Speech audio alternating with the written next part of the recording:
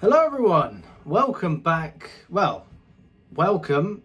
It's been about 3 years, something like that. I'm going to try and get this channel going again. Those of you who don't know, my name's Alex.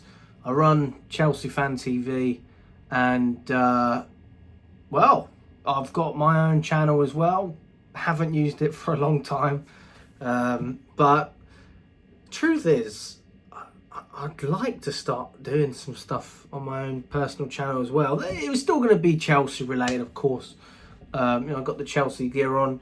If you want to use the code CFTV15, you'll get 15% off anything Focus. You can grab a nice Hawaiian shirt, lots of other things.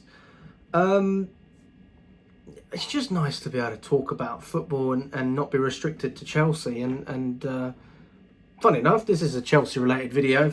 You know this is about Boehly and Clearlake Capital, Boehly, Feliciano, the whole situation that's going on at Chelsea. It's unbelievable, guys. It's ridiculous. It's crazy. It's embarrassing. That's the real word.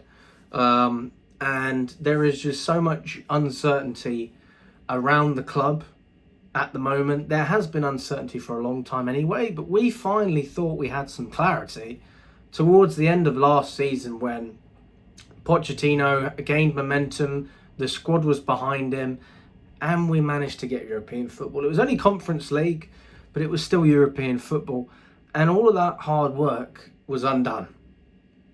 And what's been revealed to us recently, today and yesterday, gives us a little bit more insight into what's actually happening at Chelsea. Because whenever you read news articles, whenever you look at media platforms, what's the name you hear?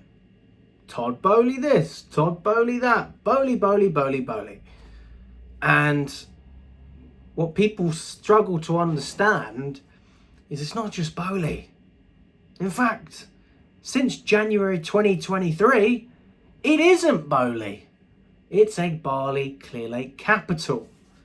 And there is a divide. There is a clear division. One side wants to go one way, the other side wants to go the other way. So who wins? Where do we go from here?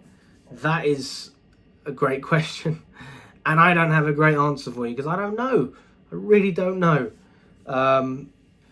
But let's break it down for what it is and try and understand the situation a little bit more, just to give us some context, give us an understanding as well. So from Boehly's side, what does he want? He wants a CEO of football and a sporting director. That's what he wants. That's the first different opinion to Boehly. So Boehly wants a CEO of football and a sporting director. Boehly wants two sporting directors. So Boehly wants one man to take care of everything, Boehly wants two. I'm sure they could probably figure something out. I don't think that's the end of the world. Anyway,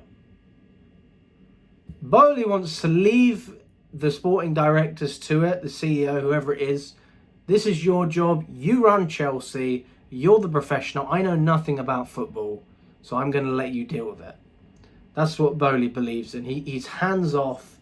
He doesn't think owners should be involved in the day-to-day running of the club in terms of transfers, contract negotiations, that type of thing, which sporting directors generally deal with, and scouting as well.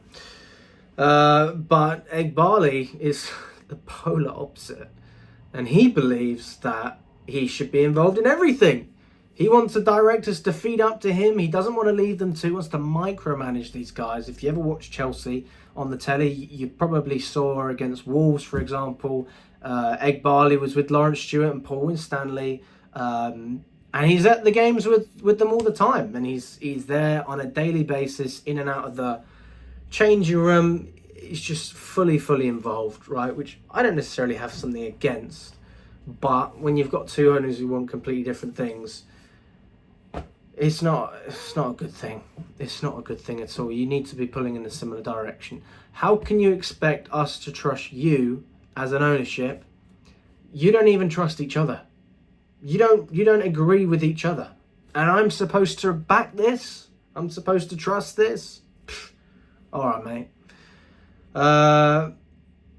Yeah, one other thing that Boehly believes is that the managers should be given time, and stability in terms of the management team is really important.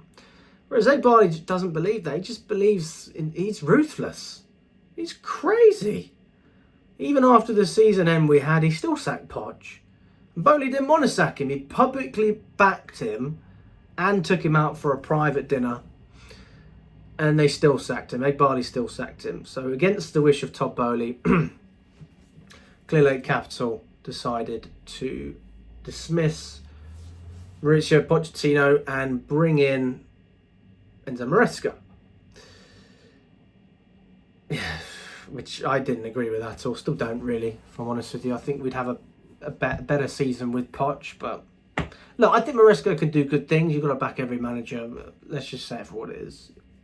On paper, it's a downgrade, isn't it? The guy came from Leicester. He was, he managed one season at Leicester. All right, a little bit of Italian football for Parma. Hardly successful. Just not enough experience, really, to justify their Chelsea job. But if it works for Arteta and it works for Ten Hag, I'm sure it will work for Enzo Maresca. So we'll find out. Now, something they do agree on is the data multi-club model and the youth-led approach. But Todd Boehly would make more exceptions for proven players. So players that, you know, have more experience. Let's look at Victor Osimhen, for example, a player that we can't get over the line because of wages. We agreed a transfer fee. We would have easily been allowed to do that. Sorry, we didn't agree a transfer fee. That's a lie. We would have been able to agree a transfer fee, but it was the wages that was the big issue. Victor Osimhen is currently Napoli's highest paid player. He's Italy's. He's the highest earning player in Italy. He's on 300 grand a week.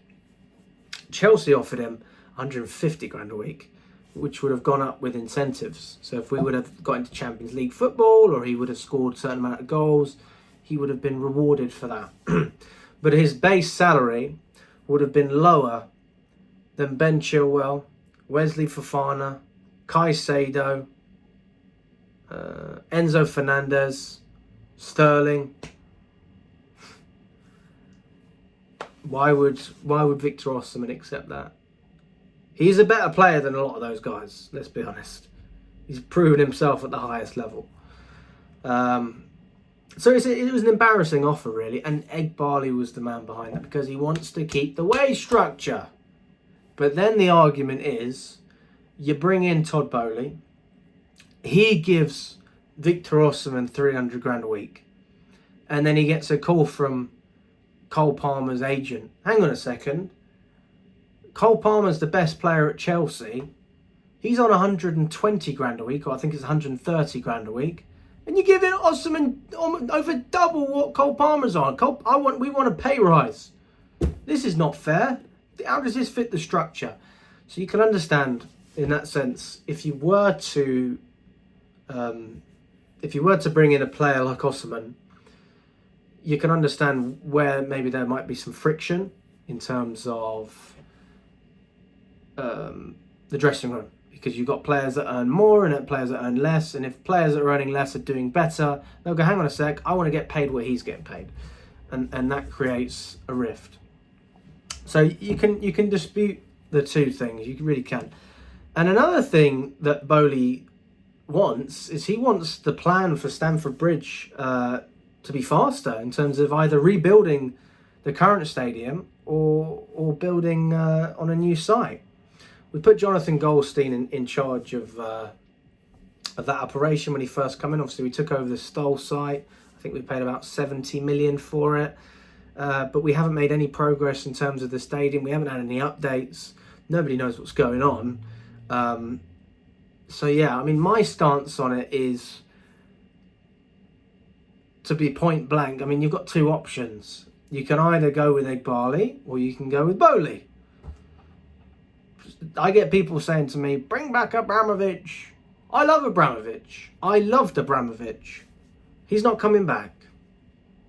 let's live in reality here, okay? Let's be serious.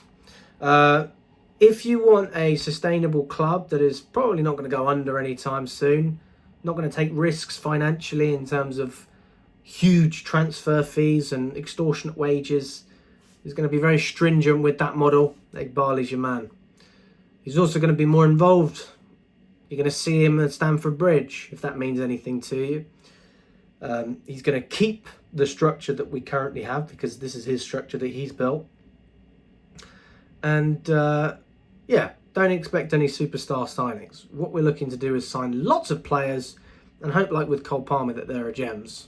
And there will be a gem. I'm sure there will be, but it's very risky. Very, very risky. Whereas Boehly, he prefers the approach of going in there, and he still wants young players. They agree with that, as I said.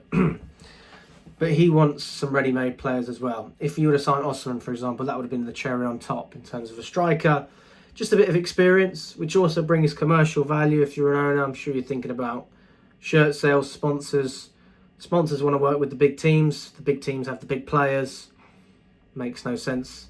It makes sense why Chelsea might be struggling for a sponsor at the moment, if you look at it like that.